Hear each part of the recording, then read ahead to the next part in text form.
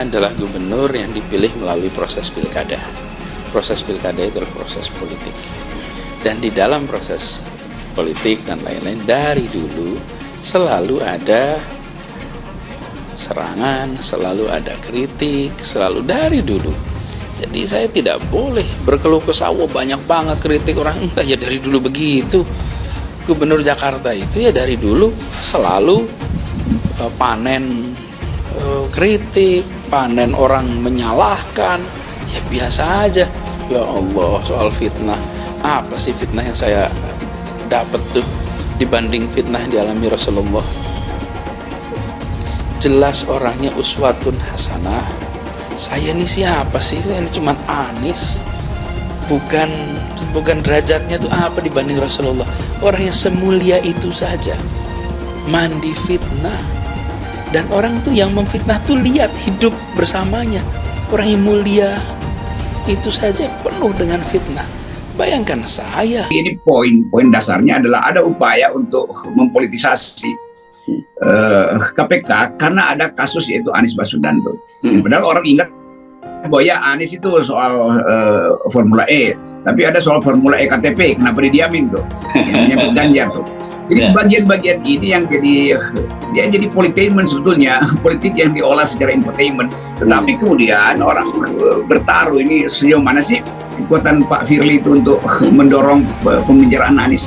Sementara Anies beredar di luar dengan kapasitas sebagai tokoh yang diinginkan oleh masyarakat. Jadi problem kita adalah ketegangan politik di kabinet, ketegangan politik di tingkat elit, jangan dibawa sampai ke bawah. Itu bisa berbahaya nanti. Karena orang nggak akan peduli mau apa, kayak pokoknya Anies pemimpin kita tuh. Tetapi ini lagi kan kita mesti tempatkan semua ini dalam kekacauan koordinasi politik dari Presiden Jokowi itu. Jadi Presiden Jokowi nggak mampu untuk menemukan calon. Kalau Presiden Jokowi ingin supaya Ganjar itu jadi calon yang akan meneruskan proyek-proyek Jokowi, ya pastikan Ganjar dibantu dong tuh, supaya Ganjar bisa mengalahkan Anies. Kan itu intinya kan.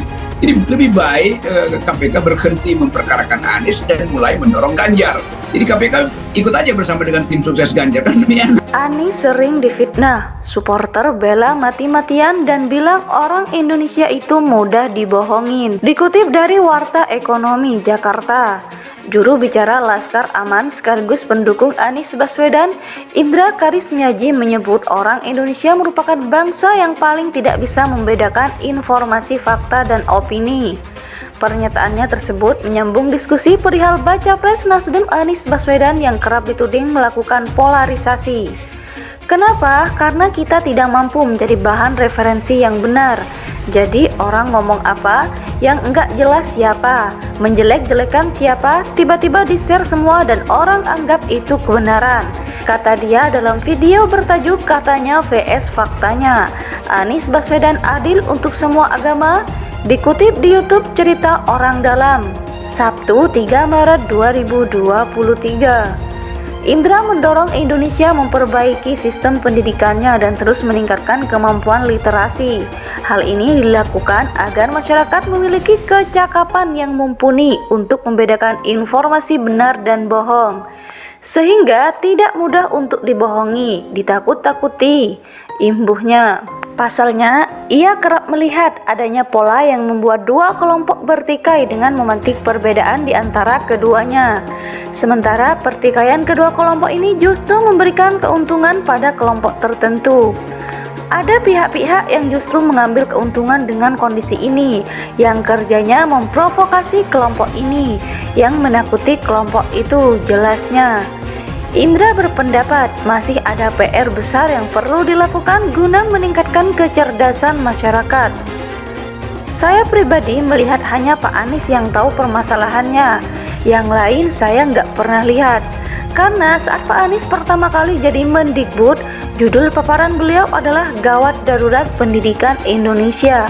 Gak ada satupun Mendikbud yang punya paparan tuh, pungkasnya.